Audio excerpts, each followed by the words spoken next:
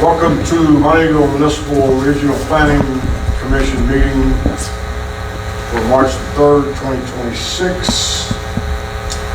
I will call the roll. Patty Mosley. Here. Greg Maloof. Here. Dan Sargent. Here. Dan Brown. He's not here. Katie Trahan. Here. We have a approval of the minutes. Move we approve the minutes from February 3rd meeting. Second. We have approval and a second. All those for? Aye. All opposed? Good job, dude. Hearing of persons having business with the commission, planning commission. So basically, anybody that's not on the agenda, if you have business before the planning commission, you can bring that business. I can't hear you. If anybody has business that's not on the agenda, then they can come before the planning commission and speak. Nate, you good? Well, You are on the agenda. I hadn't seen the agenda, so. Yeah. Okay. Reports of officers and committee chairs. Jonathan? I do not have anything to report. The only thing would be is, there's an email from Chris Fox concerning, I guess what was behind his property. I think it's West First Street is what the city is claim is right of way. He's disputing that it is not right of way. I refer to him that is up to the town, so it's something that the city commission, the city council would have to determine whether or not that's city right of way, and then have I guess the two sides figure out. I don't know if he's come to the city commission yet or not, but that was something that was emailed to me, but would not come to planning commission because the planning commission doesn't have oversight of streets. That's under the purview of the city She commission. contacted me and I told him basically the same thing. Yeah, Anything else? that's all. Okay.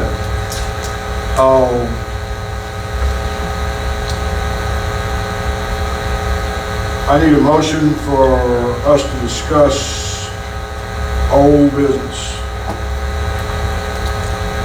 I move that we discuss old business. Do I have a second? Second.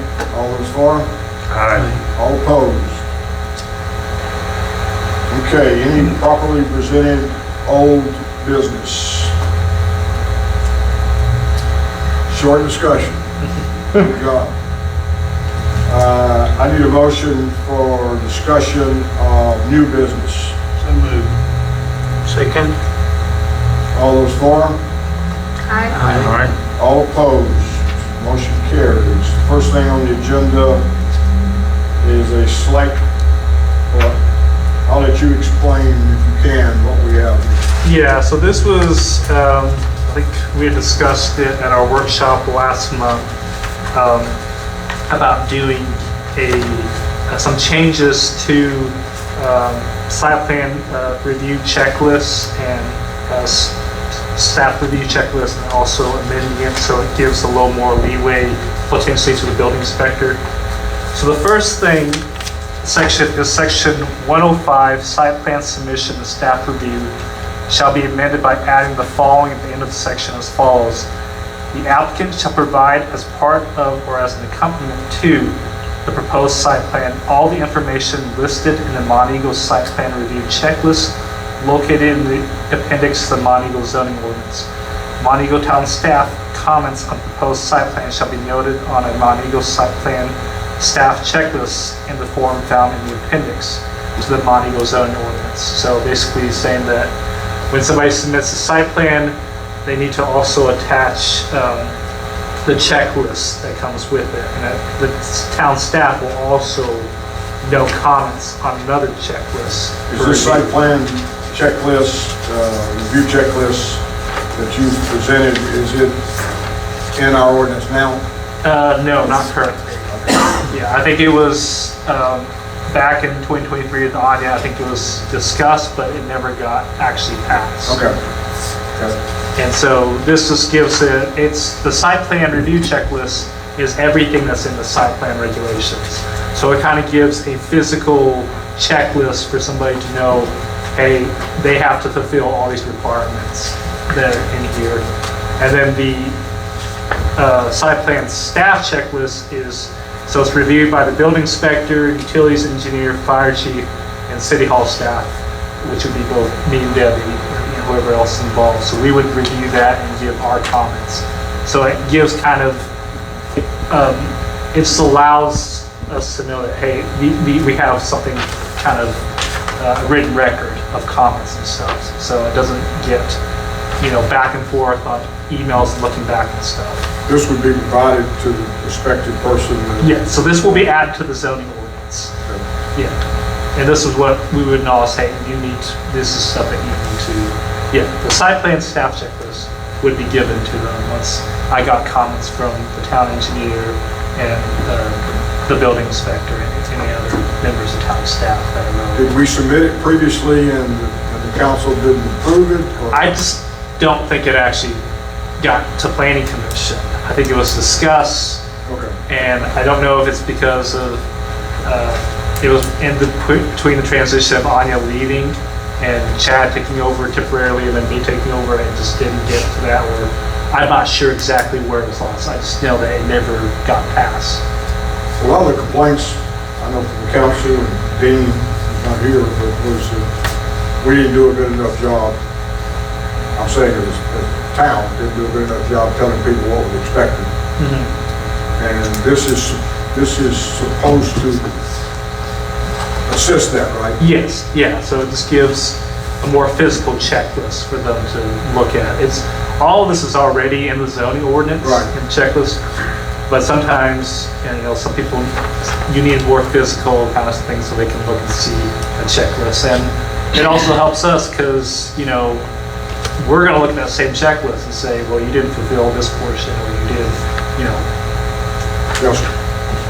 Part of the controversies I remember years ago, if they do the checklist, if they've met all the requirements of the checklist, you're satisfied, then there is no need for any further action. It should be approved because they've met all of those conditions. Is that what we're saying today? That if you meet all of the requirements on the checklist, there's nothing else to talk about? So for the site plan, this is, the requirements here is that this is what has to be shown on the site plan. And if it's shown? Yeah, if it's shown, but let's say they show, a sewer line, but your town engineer says, we cannot support the capacity unless they build, something additional there. Then that just because, so they've shown everything they're supposed to show, but they may not necessarily, the project itself may not be viable if they don't do additional infrastructure. Well, that's why prior to site plan approval, I've asked recently that the town engineer approve everything. And that's, to make sure that that sewer line is approved. And that's where the second portion, where you have the staff review checklist, where the engineer and utilities have their notes. I just wanted to clarify. Yes, Thank you. So it shouldn't come to us, shouldn't come to you via us if all of this hasn't been accomplished first. That would be the hope that it is. Yes. Now, I cannot unilaterally tell somebody they cannot be on the agenda, and I don't think I have the authority, and quite honestly, I don't want that authority. I think that puts someone who's not a member, not a, an employee of Mont Eagle, telling somebody they can't speak in a public forum. I don't think that's the case. Your comments and recommendations would note that they have not satisfied all the Yes, so that would, hopefully, they would, not come to a meeting just to be tabled. They would at least be aware that that's a good chance. Yes. That's what we would do. Yes. And you have confirmed that all of these items are items that we or you would be looking for? Yes, so this is everything that's in the zoning ordinance that's required. Anybody see any exceptions? I know we've had this a few days. The only thing that there's a second portion of it where I think we were talking about modifications. I took that from, I can't remember, somewhere in Tennessee. I use an example of a town in Tennessee.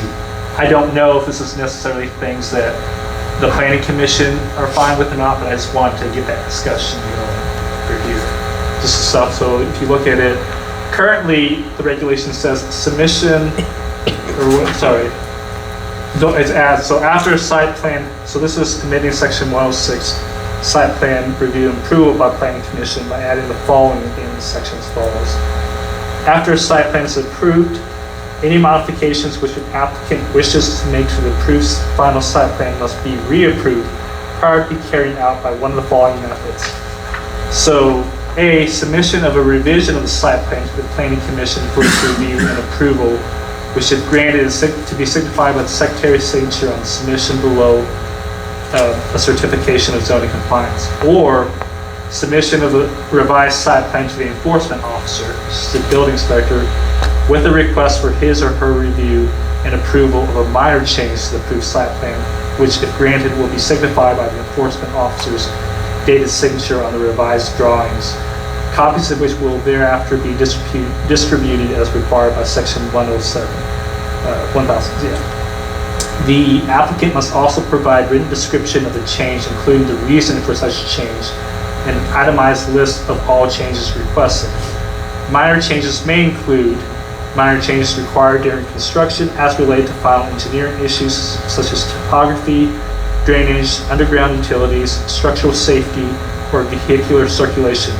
Approval must also be granted by town engineer if applicable. Exterior renovations to the building facade.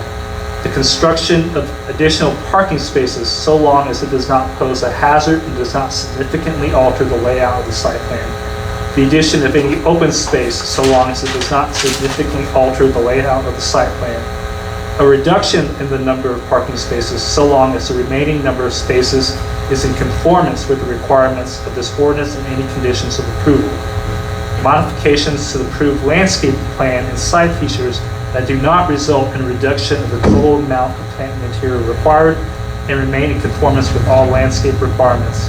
And then the modification of existing signs or the addition of new signs when in conformance with the requirements of the zoning ordinance and any conditions of approval. The enforcement officer may also choose to forward any minor modification, regardless of whether it fits the above criteria, to the planning commission for approval. Any modification not considered a minor modification must be approved by the planning commission in a public meeting as a major amendment. So this just kind of gives the building inspector some leeway if a site plan, if there's minor changes to the site plan, it doesn't have to come all the way back to planning commission to do that. But it also gives that discretion where he say, hey, I'm not comfortable with approving this with, kind of a staff approval. I want it to go to the full planning commission. Yes, sir.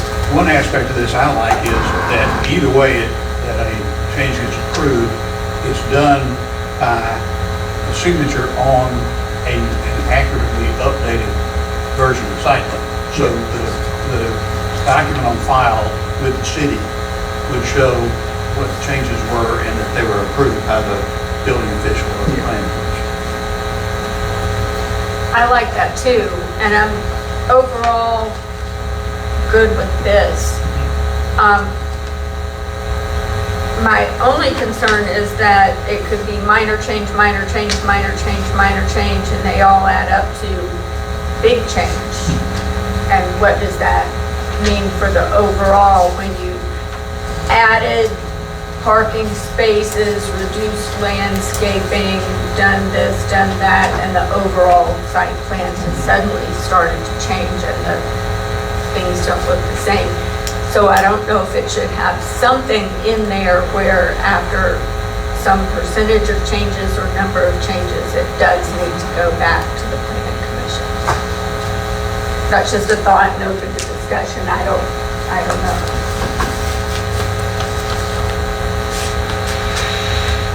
I don't disagree. There should be some limit, I guess, as to the number of changes. If you change too much, then have you changed the basic site plan? Then you get as amended and all that stuff. I think it's a valid point. I don't know how to verbalize that on a form. No. But, spot a little bit. Again, that's kind of where it depends on how like restrictive you want to make this, because it does give some discretion to the building inspector the way this is laid out, which I think, you know, you kind of want to have some of that leeway for the building inspector so he doesn't have to be too pigeonholed, but at the same time you want to be able to not let somebody make so many changes. But if you don't give him the responsibility without the authority, Yeah. he has neither. Yeah. So, and that's I mean, what's I guess happening. that's where like how many number of changes would trigger that. And, Exactly. And when you say minor modifications, Yeah. minor may not be minor to me, it may be minor to him or so forth, so Yeah. I know it's gonna be hard to define. Well, I think that's why it would be anything similar to these like it says, you know, minor changes may include. So it would have to be something, and I think, you know, that's where you would have to trust your building inspector to, you know, consult with town staff and with the town before proceeding with any changes. You know, and there may be a thing where you want to put in something where the building inspector should consult with the town and town staff prior to accepting any, or I don't know how you guys want to. But if he's not comfortable making a decision on a minor change, Yeah. what does he do? He can send it to planning commission. He prefers to complain. Yeah. You could add some language and it's still vest discretion in the building official. Yeah. So he's gotta wait a month maybe? Well, just a minute, to the effect that a minor, a requested minor modification, which would cumulatively with others approved, result in a substantial change to the approved site plan, should be referred to the planning commission. I don't know that 3 or 6 or 2 or, you know, a number is going to be. Yeah, I think that's the thing is, let's say they remove one parking spot and add, you know, they remove one tree and one park. You could trigger that number, but it's really not making a substantial change. Right, Where, that's why, it's Yeah. definitely hard to define. yeah, I mean, It's very circumstantial. yeah, and it would change, you know, obviously if the building itself changes, that requires a site plan, new site plan, things like that. I think we'd have to depend on the building inspector the more I think about it, because Yeah. with an approved site plan, he can then issue a building permit, Yeah, and it's all on him, so to speak. yeah, And I would leave the door, if he has any questions or a final review or whatever you want to say, that reciting the changes just for information maybe, but other I short would of say that, I don't this, I know. think your building inspector isn't going to be, you know, gung-ho of making wholesale changes. I think he's going to look, say, hey, I want to make sure I'm doing this right.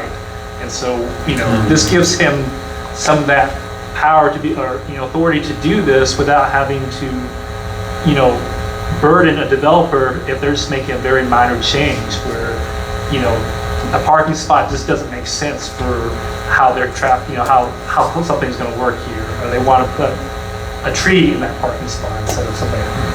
It shouldn't have, yeah, And ideally, that's the way all Yeah. of this works, right? yeah, But then there's circumstances that come up, and we're very fortunate to have the building inspector we have today, but we're looking to the future. yeah, And we can't make it person-specific because this will go beyond any of us, although it could get changed in the future. So, you know, we're extremely fortunate to have the person in that position that we have today. And hopefully we're gonna have the same, you know, type of person in the future. But we have developers and different people now and then that aren't, you know, the same as other developers. And we're writing this to be uniform, to take us through both the best and the worst cases, not just a parking space here and a parking space there. So hopefully that's all it's ever going to be, but we all know that it isn't always that. yeah. With something like again, like maybe the enforcement officer should consult with town staff, so it makes it so it's not all in the hands of one person. So he's getting guidance from others, like you can get, if it is an engineering issue, he can talk with the town engineer, or he has to talk with the town engineer before he issues something. It would open up. I think we're kind of, it's a, you don't want to handicap him too much. No, you don't. You don't want to put that in a situation. I'm not looking, Yeah. I'm not looking to Yeah. handicap somebody. Yeah. I want the little things to easily be handled by the building inspector. I say again, if you give him responsibility, you gotta give him authority. Yeah, that's where, I think that's where this would give him that authority, and we want to make sure that he's not, I think there is, again, I can put whatever you guys want in terms of additional restrictions in that. I think you kind of want to have that middle ground, like stay in that where he can forward to the planning commission, but he can also make, if he's confident the changes are there. And I think hopefully with any changes, it would be similar to what these are, right here. Right. And I don't really, I guess my thing is I don't really know how to phrase something because I don't think we want to do a number. And a percentage becomes difficult to figure out, like how do you figure a percentage of change, of stuff. Because a parking spot can be changed, but that percentage of the layout could be, of the parking spot maybe a sizable chunk of the layout. So I think we're getting too deep in the weeds. Yeah. We limit him to a number. Yeah. There's a lot of things can go wrong between opening up dirt and opening up front door. That's right. I did like Alex's language or something that just reinforces the idea of being able to prefer it. So maybe, Any other conversation on this piece of it? All right, Jonathan, you want to proceed? There's other? well, you guys got it. It's an ordinance, Okay. and then, so you guys You either. this one? Oh, sorry. Oh, I see what you're saying. Go on with the, see, with section 3, section 1202, the enforcement officer shall be amended by adding letter E as follow. So, letter E basically gives him, it emphasizes the previous section, saying that review upon request proposed modifications to approved site plans, and where such modifications involve one or more minor changes, determine whether to approve such modifications as indicated in section 106. So that's just kind of giving, also, I think that was brought up last month, where maybe having something more explicitly written in the zoning ordinance that gives the building inspector that responsibility and power. So that kind of does that. And then section 4 is attached to the Monteagle site plan review checklist and Monteagle site plan staff checklist in the appendix. Who creates this document? I think Anya made this because this was what was in our records. Who maintains it? Who flows with it to make sure that the process is, everything gets done here? So it would be with all of us, like as town staff, myself, and the town engineer would have to make, so whenever a developer submits a site plan or a plat, or a site plan, they have to, we would give them checklists that they need to fulfill. And then when we do our comments, I would send that out to the building inspector and the town engineer and get their comments written on the checklist, and then send that back with my comments. So that way they all have everybody's comments for the site plan. And they would come back and it'd be included in the agenda packet. So this final document becomes part of the public record? Yes, so it would be in the agenda packet. All the review notes set from the town staff and myself. Any more conversation? What's the next step of that document? Well, for this, since the ordinance is before you, you guys can either choose to recommend approval to the city commission, recommend denial to the city commission, or table it. Can I propose an amendment to the draft? That's it. If we added this sentence at the end of section, well, at the end of the, right before section, where it says section 3, section 12, to the end of this list of items about minor changes. A minor change may not be approved if, when combined with other changes, it substantially alters the overall nature of the site plan approved by the planning commission. So a minor change may not be approved. I'll do it slower if Okay. people Yeah. like the way it sounded. But, I liked it. Don't get out of hand. and I'll give it a copy. That's what you're Anybody want to hear it again? Yes. A minor change capitalized may not be approved if, when combined with other changes, it substantially alters the overall nature of the site plan approved by the planning commission. Thank you, Council. Can you get that last bit portion? So it substantially alters. The overall nature of the site plan approved by the planning commission.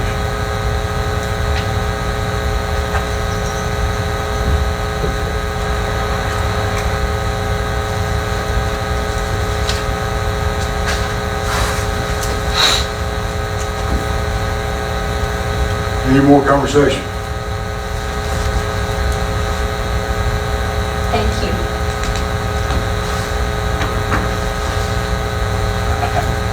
I think I moved that we amend this proposed ordinance by adding that sentence. I don't know if anybody second. I second.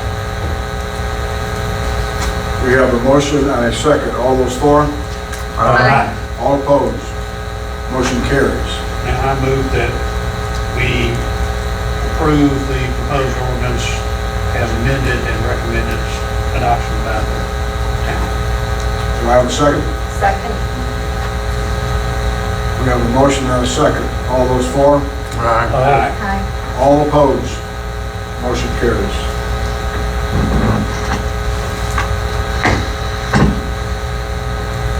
Okay, next order of business, specific standards for downtown zoning, district zoning ordinance amendment. Yes, so this was part of the, Imagine Montego downtown, that Coinberg's been working on. I don't know if Nate could kind of give more insight into this. Sure, we took what was discussed last month with the downtown C1 zoning and had Jonathan turn it into an ordinance. Should I go over there? No. So for the downtown C1, that should be exactly what we've discussed. And for those of you, Alec and the mayor who were on, have been on our committee, Trey and Katie have been on our committee, it should be exactly what we discussed in that meeting, turned into an ordinance format. We went back and forth a little bit on the adjacent multifamily residential, given the concerns that we have heard, that I had heard from the planning commission last month. So we changed that so that underlying zoning determines minimum square footage for single-family detached residential. So it creates no change with single-family detached. And so with that small amendment, we have them put it together as an ordinance as well. I think these are presented in two separate. Yeah, so one's for the commercial, one's for the residential. And relatedly, as a committee working on this, we also recommended that a couple of parcels on the west end of town be removed from C1 and be rezoned as C2. So if y'all choose, I think, Jonathan, we said it would also be a good time to recommend rezoning of those parcels, and I think Jonathan has those parcels identified. was just very minor, but it was where the committee felt like we were really getting into sort of the business district associated with the exit, and it may or may not have been appropriate to have those C1 changes on it. Nate, does this totally eliminate C1? No, it just creates a new C1. So it changes the regulations of C1. So if you notice what I did, because just to remove confusion as, because there's different sections, C1's throughout this entire zoning ordinance. And it says C1. I basically changed C1 from the C1 corridor commercial district to that new definition for the downtown zoning district. So that's what the downtown zoning district is, C1. It's a new C1. It will become C1? It will become C1, yeah.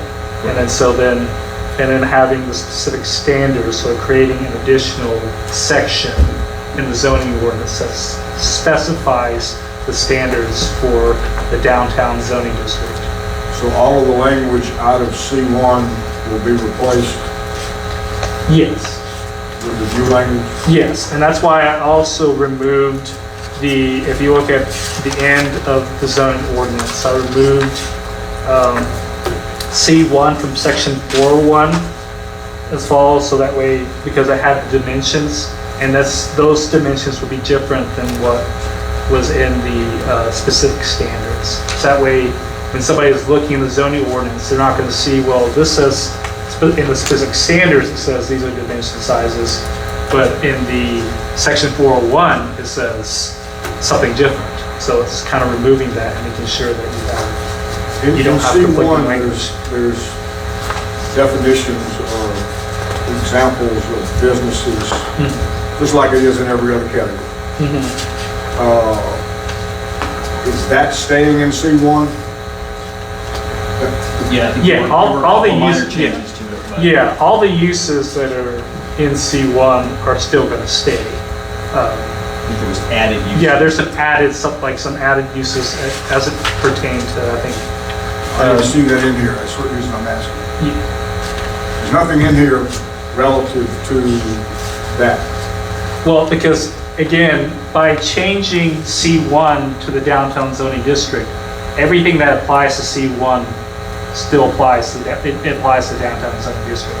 So instead of me having to go through and change every C1 and remove C1, and that would be a very long ordinance to move that. I basically just renamed the corridor commercial district to the downtown zoning district, and removed anything that could potentially conflict with that corridor, the downtown zoning district. So you confirmed that there were no gaps in... That was the intent that, as I looked through and that's why I removed the section with the dimensions that were in 401, because it would conflict with what the specific standards have in the new section 305. Do we have the boundaries of C1? So this is what is in the map. I think Nate said we're going to have a zoning map amendment because there are a few parcels. I guess what is that? The western. Yeah, western side that would no longer be C1. They would have to be rezoned to C2. Well, they could be, and I think that would be at your discretion, the Yeah. planning commission. The subcommittee that looked at this thought, hey, these parcels right here on the edge may or may not fit within this C1 corridor, but that's ultimately something that's up to you guys. That was just a recommendation. Yeah, and that's the thing. What are they? I believe it's going to be everything west of Dean Lay's property there on the corner up to McDonald's. There were a couple in there that were still C1, even though we felt like that was pretty much a C2 district. I'm not sure who the others I think are. it's largely area between Highway 41 and Ridgely. I think, obviously, before we go any further, we do need to, if these changes are made, because as currently shown with this zoning district, like if you have a zoning district shown this way, then you're going to have to, I quite honestly, I wouldn't want this map in the zoning ordinance. because it will change in the future potentially, maybe. Yeah, so. And so if you have something there and then somebody looks at the zoning map and it's different than this, Maybe that's the amendment that makes sense at this juncture, is to Yeah. remove that map. remove the map, so that way we don't have and then we can reach out to any, there. And the map, and that's probably an oversight on my part, because the map was originally intended to be illustrative to you guys and gals, to say this is the area we were thinking about, but Yeah. the zoning map should be the zoning map. Yeah.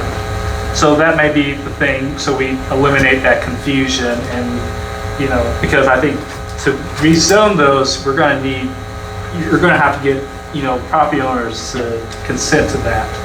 Yeah, and they haven't asked to be rezoned out. Yeah. We were just thinking, wow, they might want to be. So it probably does make sense to address them separately. So where are the boundaries of C1?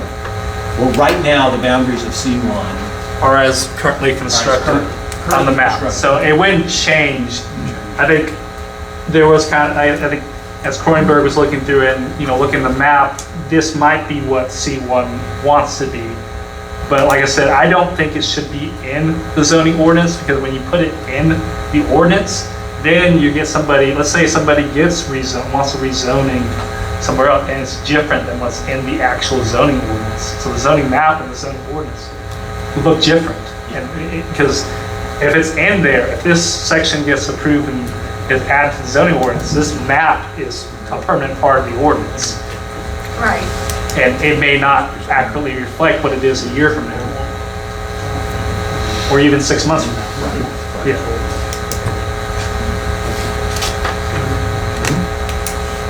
Mr. Chair, I would like to move to amend this proposed ordinance by eliminating the image called downtown zoning district, which is on the third page of what we have for us.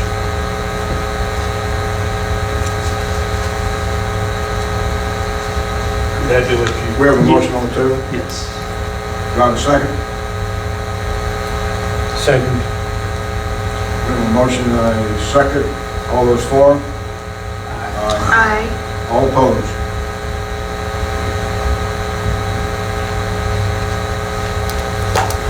I don't know that we're prepared tonight to talk about changing any zoning. That's on the agenda. So I don't know how we dare be prepared at this point. You said, I don't think that the things necessarily need to be tied together. Okay. So we were just as a committee trying to think holistically about how the properties might be used. It sounds to me like that needs to be resolved before we even address this. But I wouldn't think so. So the mechanism, just thinking through this, the mechanism would be that if you have a landowner who would like to be changed, then based on the recommendations of the committee, we think it makes perfect sense to change that zoning. You may want to go ahead and preemptively reach out to those landowners and see if they'd like to be rezoned, but I don't know that that's even mission critical. I mean, one of the members on our committee has a property on the subject boundary, and it's Dean, and he was kind of like, well, let's just leave it as it is for now, and we'll just kind of see what happens. And that's the nice thing about boundaries of zoning districts, is that ultimately the planning commission can decide where those boundaries move without it being a spot zoning issue. When we're in the middle of the zoning district, obviously there are different issues at play. But I wouldn't want to get the zoning changes and the zoning ordinance tied too entwined to each other. well, we've gone back and forth here. We say the C1's not going to exist anymore. It's going to be the new district. Essentially what this is doing, and the way that I put this together to make it simple, for as simple a change as you can make it, is instead of having that definition for the core of commercial, that got replaced with the definition for downtown zoning. The downtown zoning is the C1, like it's in some of the specific standards and allowances, that would be allowed for the downtown zoning district C1 are put into the ordinance. So it's essentially expanding the regulations you have on C1 rather than, making wholesale, having to remove C1 and then create a new zoning district per se. Yeah, these are changes to C1. Yeah. It was C1 before, it will be C1 now. Yeah. The regulations associated with C1 are changing. That's not what we discussed earlier. We said C1 would go away, this would replace C1. Yeah, I mean, that's the same, So the property you're talking I about, think they're saying the same thing. yeah. It's a name change, that's all. Yeah, I think the best way to describe it is the name Happens to be change. a name change. And this wouldn't affect any use of property within the small area you've been talking about, Correct. because they're, Undeveloped parcels. other than the areas that you want to take out. The map is, Alec asked that the map be struck, so that way it leaves it up to discretion of all the property owners whether or not they want to remain C1 or not. but they would remain compliant based on having built what they've built in the old Correct. C1. Correct. So it doesn't require them to take any action. Yeah. immediately. So that's why I recommended that we remove that map, so that way it would remove that situation where you had, we're trying to push property owners have to rezone if they don't want to rezone. Well, the reason I said that, because the original statement was we need to take it out of C1 and put it in C2. Well, that's why I say that if we have this map, we would have to do that, but that's why I asked that the map be removed. Okay. Okay, moving on E, permitted uses and building types. This is in the commercial section, right? Yes. Okay. And I'm looking, Main Street building, small shop, maker's space, live work building, stock flats, and from here on out, it becomes houses. Yeah. Well, So, I mean, Nate's gonna have to. we got cottage courts, we've got detached house, we've got duplexes. So they split the C1 corridor into two sections, a primary and a secondary. And so the residential that is shown is not allowed in the primary, it's only allowed in the secondary. So there should be a chart there referencing that. So that's the rationale behind it. The idea is, and I think we probably talked about this in some meetings, is that our commercial district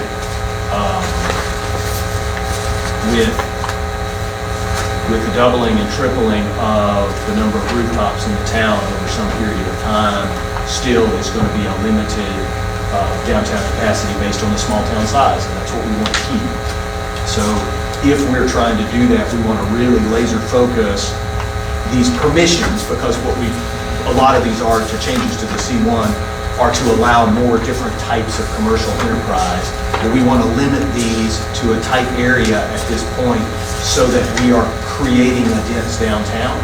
And in other areas of what is the Main Street, what they're calling the secondary Main Street corridor, they are allowing more types of residential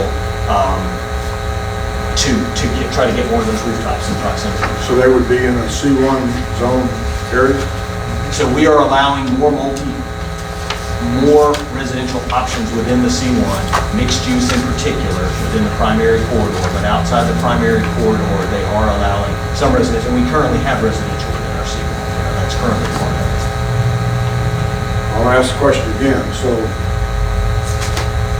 all of this that you drew out earlier, that we looked at with the R1 or R, whatever it was.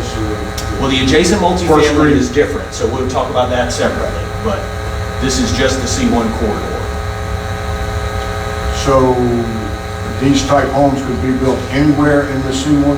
No, outside of the primary area, only within the secondary corridor. So you'll see there's a map in there that lays out Main Street in multiple different types. And so the secondary portion of downtown, Main Street, is going to be roughly from the school up here to High Point, as opposed to the primary downtown, which is the school, to sort of the CVS. But all of it's in the C1? All of it's within the C1.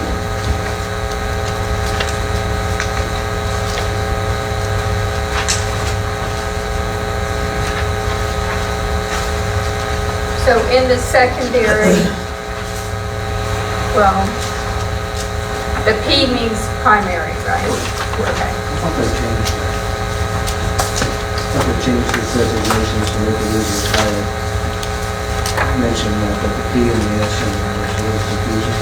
I'm going off of memory, so you might be right. I'm looking hoping they put a different designator on the top of whatever that column is.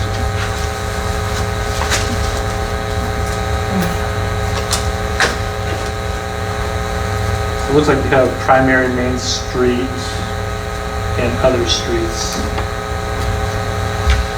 On the far right-hand side of that, where you see all those houses and stuff, is it those last two columns on the right, are they just Ps and Ss? We don't see any I don't see S's. any S's. This is what was submitted to me, and I So change copy it, and pasted it. to changed there. it to primary main street and other streets. Okay. So they removed it, yeah. Okay. Yeah. So can you, if you said you can't build, What's the- can you build commercial in the residential section of it? Yes. So you can build either one and either, well, you can build either one in the residential section. I see what he's saying here in terms of this. So you have your primary street and your other streets.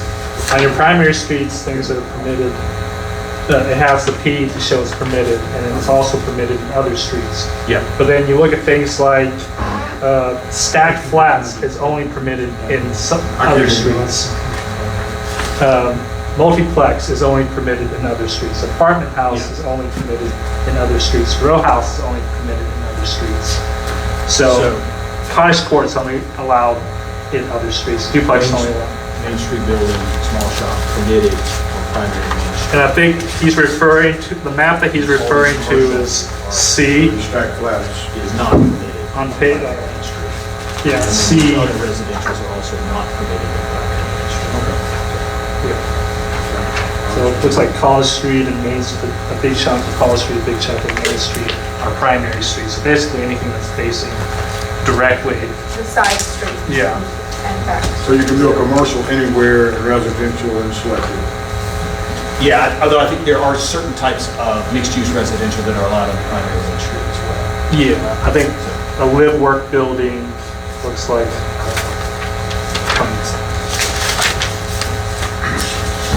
an ADU. Yes. Well, mixed use is by definition commercial and residential. I mixed got it, use. okay. Yeah.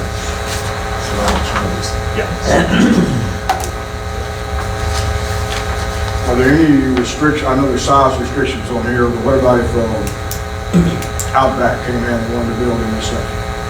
So the main restriction is on maximum square footage for a single commercial 8,000 space. square feet, I believe.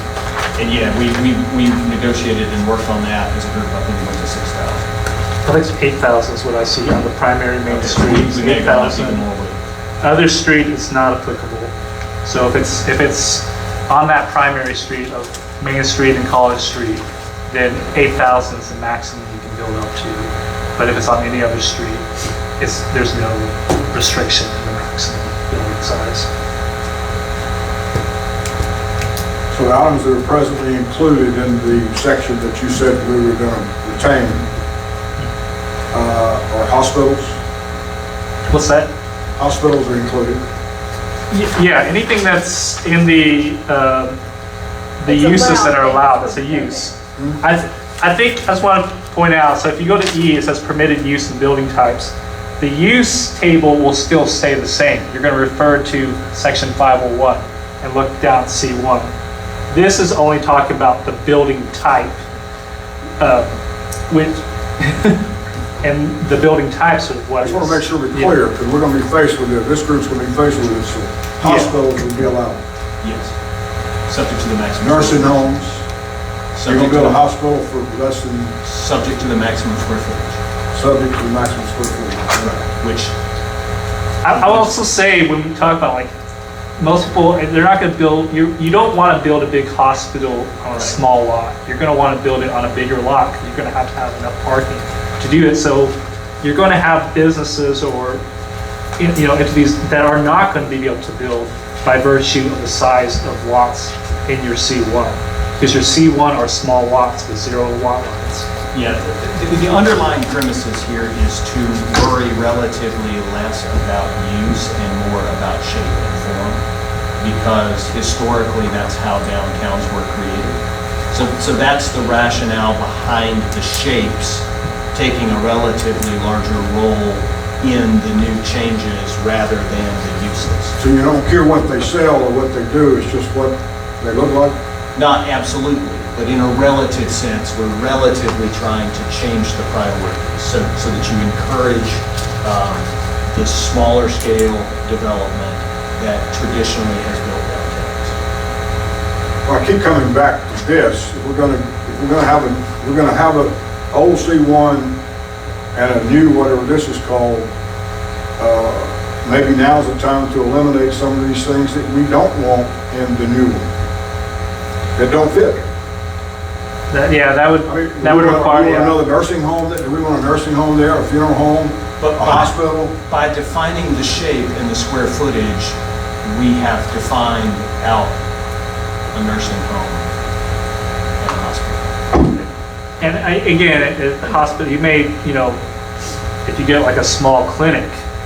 You want that. Yeah, you want exactly. that. So you want to still retain that kind of use there where a small clinic could come in and, just a private physician be able to have a business on Main Street. You would want to retain that Or an ability. urgent care. Yeah, urgent care. My point in saying this, if you're gonna rewrite the whole thing anyway, why is it not now time to have its own usage in here instead of having to deal with it down the road? I'm just asking the question. You got an opportunity now. Yeah, I mean, that's up to the planning commission if they want to make changes right now to the uses. We did, as a committee, review the uses, and we added, I think there were 2 or 3 additions to the uses. I don't think we removed any uses from the C1 corridor. Well, when you say we had them, has the zoning ordinance been amended to change that? Or we Yeah, just- there are things like maker spaces. There were changes to the language of how breweries and brew pubs are talked about. I think those are the 2 that are on my brain, because we did it relatively early in the process. But those are incorporated into this ordinance. Incorporated in here. Yes. I didn't see it, so where's that? All I see is a makerspace. Was that an ordinance that was passed? He had a chart. He had an edited version of Not the a chart in that here, you're what I've got. referring to. This one's up. So if the chart, it may be that the chart needs to go back in.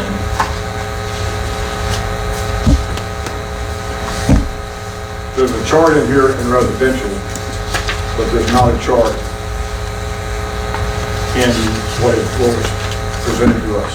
So it may be that we need to make sure that gets in there, and that we get an oversight on our part.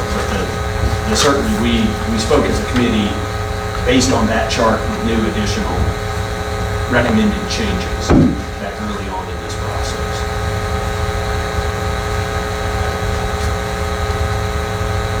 I believe I missed the meeting that was done. I don't remember, but if that's meant to be understood to be part of this effort, we probably should either put it in here or recommend it as an amendment to the section of the zoning ordinance that has the table of permitted uses somehow. Yeah, I just copy and pasted what was sent to me, so I didn't make any changes to the old. So did you not make any changes to the I table didn't. of permitted uses then? Okay, so it sounds like what may make sense then is to go back and get with Yeah, Eric, and make sure that everything that kind of clarify, and at the same time, so it might be, since there seems to be, some confusion here, it might be best to table this to next month, get Eric and from, Coinberg's, everything they're doing, so that way you guys have a full picture of what would go into the ordinance. So are there other concerns that we need to bring on the downtown corridor, table of scheduled uses? Architectural, you're including pictures in here, stacked flats and so forth. It's got a disclaimer in here, the following building types are for example purposes only. Is there architectural guidelines? The only form-based code in there is the number of windows, or the percentage of windows on the front, and I believe the height of the ground floor are the only 2. In terms of architecture and what you can actually put on a building, I think that would require design review. Right. Which is a whole process that you have to go through, like, you would have to adopt design review standards. I'm not promoting that, I'm Yeah. just asking a question. Yeah. If they'll be asked now, then Yeah. No, it's a good question. The intent was to avoid that. but you're gonna include these pictures in the ordinance? The idea behind the pictures is to set examples that don't prescribe, but they set a stage. The only actual requirements are around fenestration and ground floor. So other than the front windows on the front and sides, when a site plan is presented to us, are we responsible for making sure architecturally? There is no you do not Okay. currently have architectural review standards. So if it beyond- fits beyond what's your in there, it doesn't matter if it's got stone on it, doesn't matter if it's got brick on it, doesn't matter if it's tin building,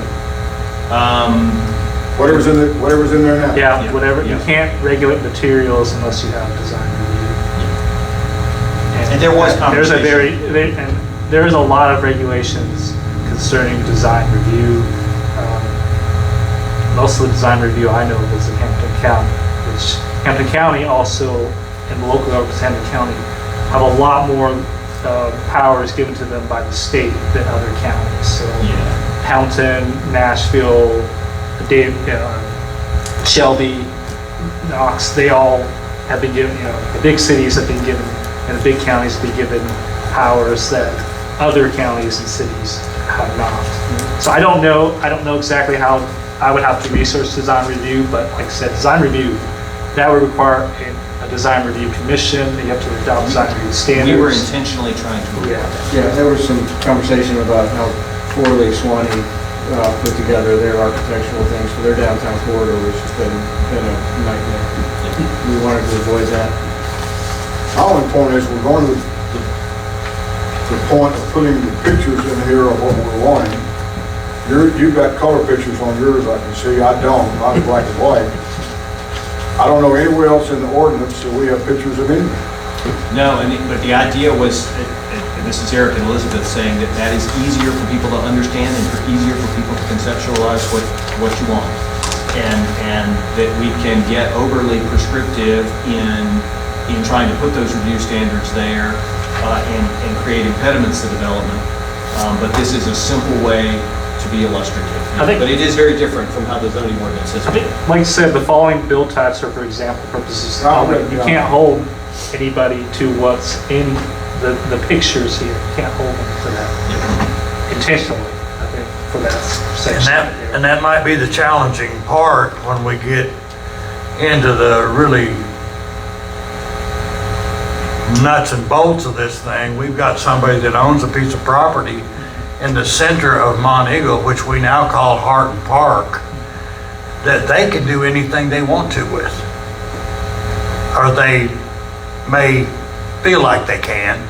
And now we're gonna impose restrictions that are gonna cause them to have to look at a building structure or something. They could evident or come along and want to build something there and it no longer be a park. I mean, it's not cut in stone that that's always going to be in the center of Mont Eagle as a park, is it? In general, these regulations make it easier to build than our current C1 rather than more difficult. I'm just sort of playing the devil's advocate. What are we facing down the road with this type of document that is going to impose in maybe a gentle way, but our hopes and that. So the main nuts and bolts of this that this does away with is this does away with a lot of the minimum, or it reduces the minimum lot sizes, so it allows smaller lot ownerships to be built. It does away with the parking requirement. So if we think about problems down the road, and we've talked about this, you probably heard me say this before, it does away with parking requirements in the downtown commercial district. That may be a problem 10, 15 years down the road. I think it would be a good problem to have. So our purpose is to spur development and recognize that may be a problem down the road. Right now, our parking requirements are one of the leading problems with doing any development downtown because the lots are fairly small, the area is fairly small, and our parking requirements are so onerous, it makes it really difficult for anybody to do anything on any of the lots. So, you know, those are the types of nuts and bolts changes. So allowing for smaller buildings, allowing for longer, narrower buildings than we would have otherwise allowed for, removing the parking restrictions, and these basic shape ideas. This idea that whether it's a doctor's office or a brewery or whatever, we're wanting to think about what it looks like and how it creates a downtown. I don't have any problem with any of what you just said. It's just that this group is going to be faced with having to approve something. Sure, yeah. And it's like I said earlier, you got the responsibility of being on the authority. I didn't want to approve the Dollar General. Yeah. But it didn't fit, didn't meet the definition anyway.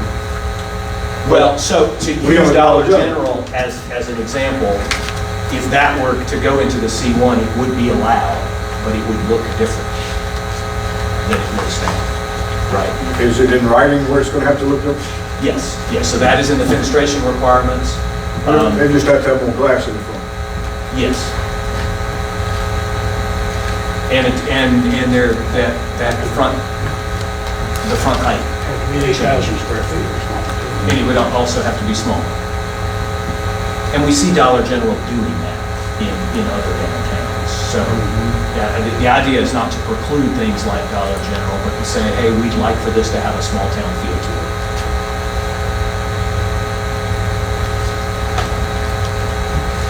Do you think it's possible if we wrote in there, and I know we don't want to get deep into the architectural design part of it, but what if we at least limited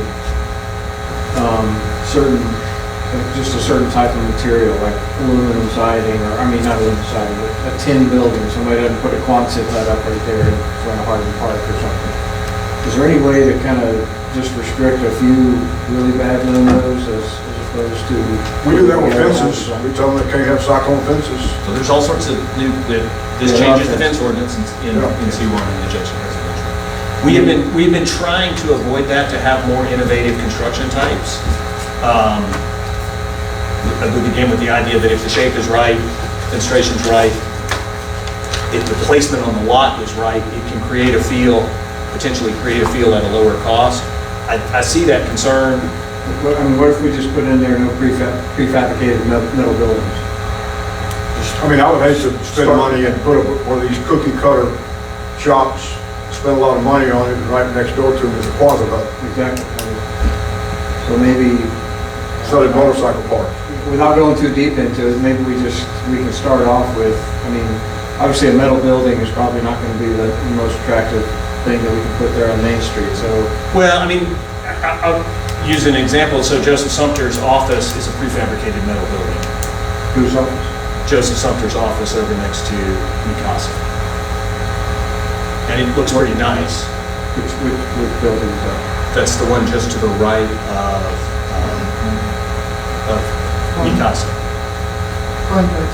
Where Joseph's remodeling is? Yeah, that's a prefab one building.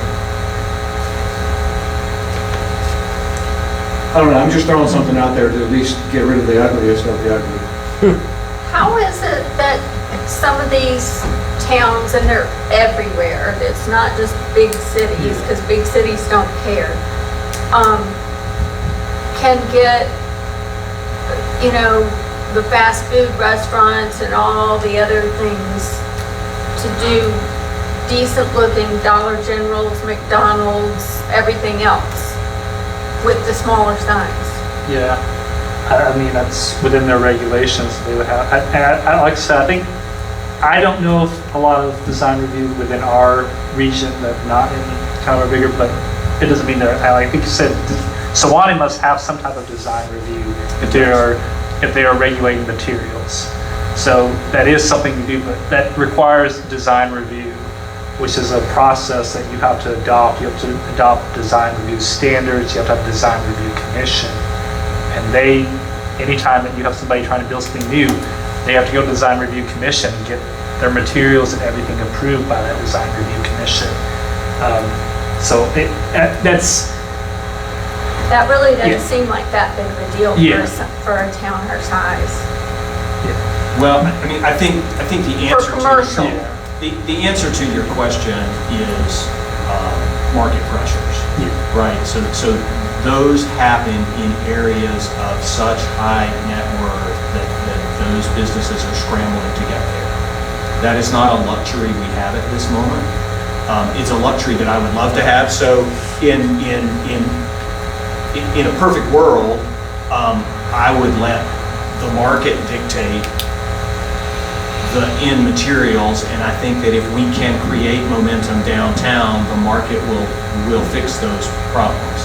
And so that was the idea behind this is when you have those towns that are able to do that, they generally have architectural review, and some of them have full form-based code, which is where you throw uses out the window completely and you simply look at shapes and box types. And what we tried to do here is take a few elements of form-based code without moving that way fully, because that's a much more complicated zoning system, and I don't think Mont Eagle's ready for that, but it has some neat perks to it because it allows a whole lot more freedom of use, and it guarantees that the shape and the character of the area is going to be what you want it to be. The thing that I didn't want to do when I got involved in this process, and I think there's some consensus in the community that we don't want to do, is we don't want to regulate ourselves out of businesses in the downtown. Right now, we've done it accidentally, just with some of the regulations, but if we choose to go too heavy in the downtown corridor, we might give ourselves the same problem, but from a different extreme. And so in my mind, the risk is continuing to have nothing happen. Because it's only going to take 2 or 3 businesses to have some spark in a downtown, and once it takes off, we are located such that I think the market will help with these guidelines create a guardrail downtown. That is my hope. That's of course the hope of all this and the intent of all this. I understand that there is risk by not adding these regulations, but in my mind, the risk is worth getting that spark, getting that initial adjustment. I don't know, and maybe this is a terrible example, but we did see some examples early on from some communities out west where their initial downtown corridors, using some of these simple form-based regulations, they were putting trailers in there and doing commercial enterprises in double-wide trailers that looked good. And what happened is they were there, they started a business, and then lo and behold, the photos that he was showing us were 20 years later, those trailers went out, and the type of development that we would like to see, these traditional downtown, expensive on a per square foot buildings to build, were being built. But we got to have the momentum to do what you want to do, and the goal behind this was to try to create some momentum. You've got a lot more faith than I do in somebody moving a trailer and they're having a successful business and then moving their trailer out and building a building. Well, no, they got bought out. Well, Yeah, that's the way the market works. the only thing I worry about, and I don't disagree with you, Nate, on a lot of this, but the only thing that worries me is that the first few businesses that come in, if they're crappy material businesses, that spark fizzles out really fast, and we're stuck with some really crappy businesses and nobody else wants to build next to. Yeah, so the next step in this is to create some spec drawings and begin to try to do some of that so that we get that spark in the direction that we want it. There's of course no guarantee. I think it's more about materials than building. Excuse me, Alex, I wanted to ask, since nobody has presented us with any language of the sort that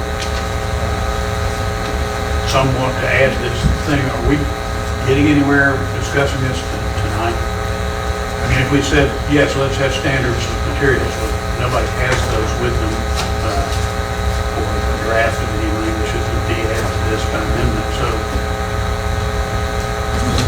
I wonder if those who think we should have them ought to show us something, to tell us what they should say, something. I think we're talking in such theoretical terms right now that we're not approaching the decision about this ordinance in any we got too many gals. deliberate speed.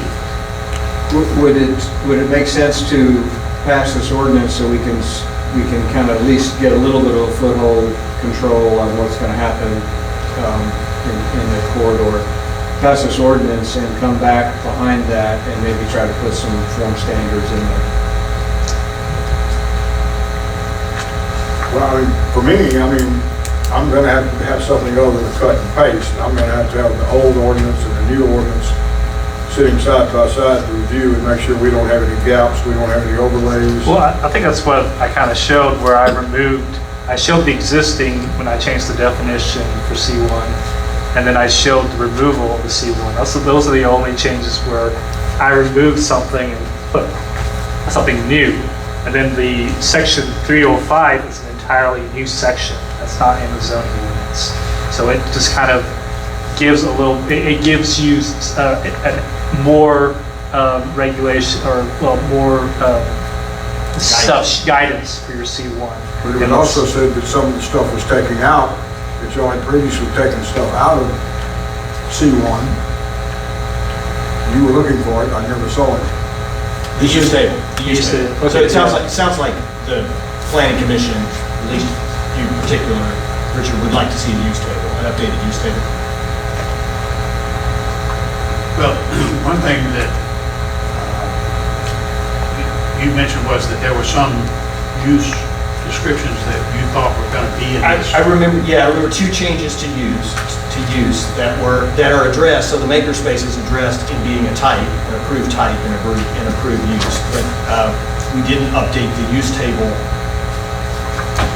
in the front of the current zoning ordinance to reflect that. The other is not. It's not coming to me. It was the difference between a industrial brewing facility and a brew pub. There was a change that Eric wanted to make, and I don't remember the detail of it, but that's what it had to do. Is our zoning ordinance allows breweries as industrial facilities in some areas, and it allows brew pubs in different, and he was trying to address that discrepancy. But it's been several months since we talked about that. What's allowed in C1 with those two items? Well, I think you want a brew pub with some brewing capacity, to allow brewing capacity. I think that's what it was. He was allowing brewing capacity without turning it into an industrial brewery. I'm not opposed to a workshop to further discuss this and maybe get some definition. And I agree with Grant. I think building standards are important because I'll put up an aluminum prefab and someone else will come up and want to do a brick. And it's not crystal clear to me. And I'd like a little further discussion, I think, unless everyone else is comfortable. I think a workshop would be beneficial. Do we want to postpone the ordinance about the residential overlay district as well? Anybody have similar thoughts about that? Honestly, yes. Would you be willing to have a conversation about it so that I can report back to Eric, or do you want to table that? Do we need to get Eric and or Elizabeth here for this workshop? We did, that was kind of what we did last month. I don't know that we need, I think we could discuss it at the workshop. I think we can just discuss it. We're gonna have similar questions, just on it. And sooner rather than later, I'm not in favor of postponing it. I just wanted clear, and I'm not sure it is. When I said postpone, I mean, not vote. Yeah, no, that's right. I feel like it's more beneficial if we can kind of go through it together and dig in rather, like last month, we hadn't all received their updated version, and then we didn't get this until like midweek last week, and so it's just hard when we haven't had adequate time to really go through everything. That makes sense. Can I make a recommendation that Jonathan gets make sure we get the meatball chart, the use table, to you guys as part before that workshop happens, so that this can be packaged together. Yeah, I can do that. I can reach out to, or if you want to make that so that way. We're all CC'd on the emails. Yeah, so. And if anyone, including you, Grant, has specific guidelines about construction that you think ought to be in here, please let us have them. I'll talk with my supervisor in terms of materials, because again, I think materials need to fall under design review, and that would be. I would encourage us to stay away from that. So having tried to live with that in Swanee. It's just, it just kills anybody's because it just drives up the cost. Well, let's check it. and see Yeah, if I'll look to see. Materials is something that can be separated from a full design review. Yeah. I'll check to see that.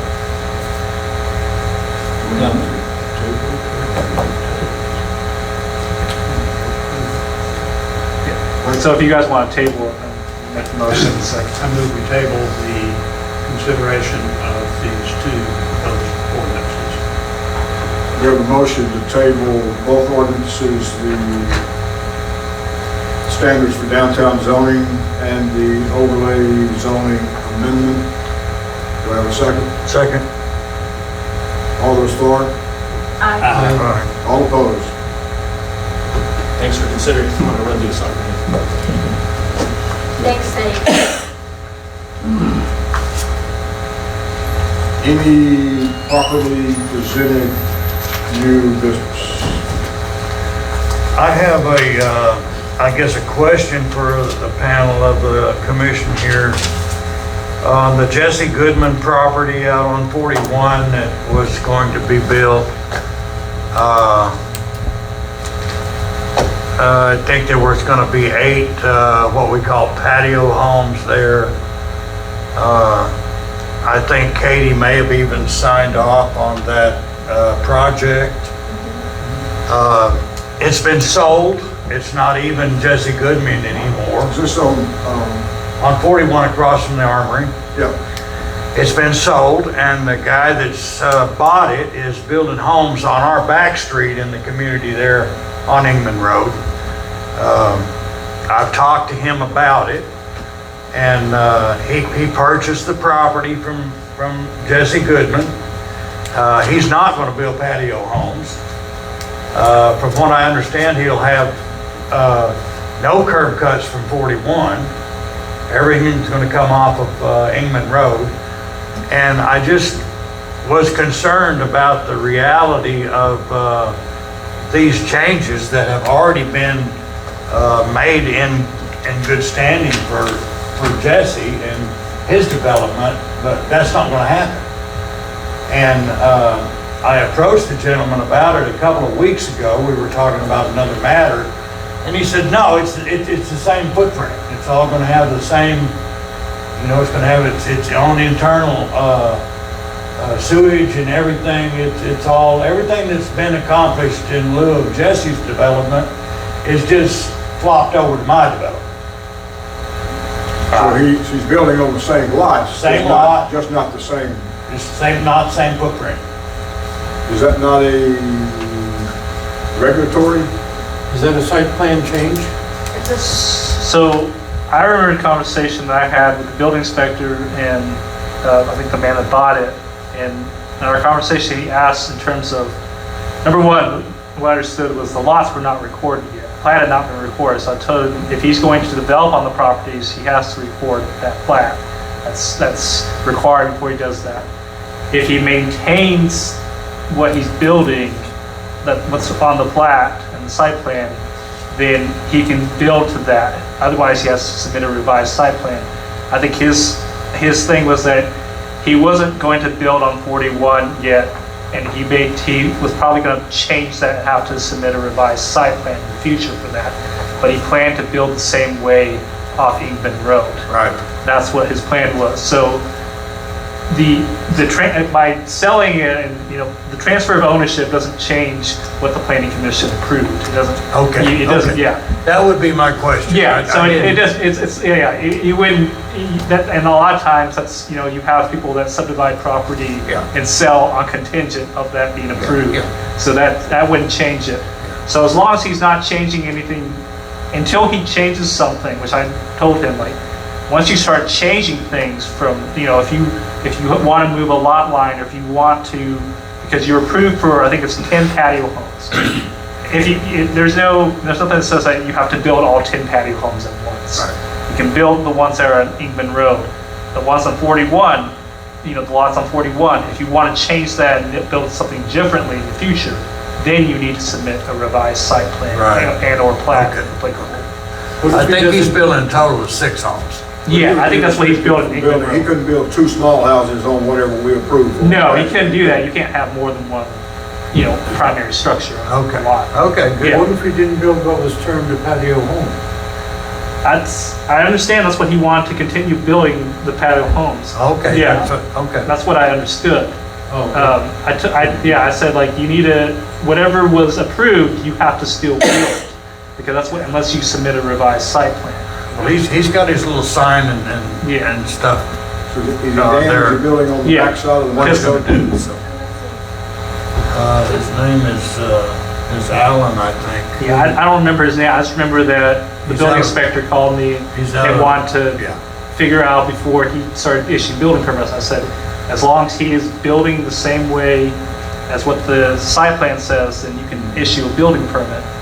Until he changes differently, then he has to revise the site plan. He's doing Yeah. doing dirt work down there now. Yeah, I think that's Built what a his plan. retention pond When and- when he called me, he said his plan was to do the same thing until he got to his 41 properties, because he wasn't sure. He didn't think that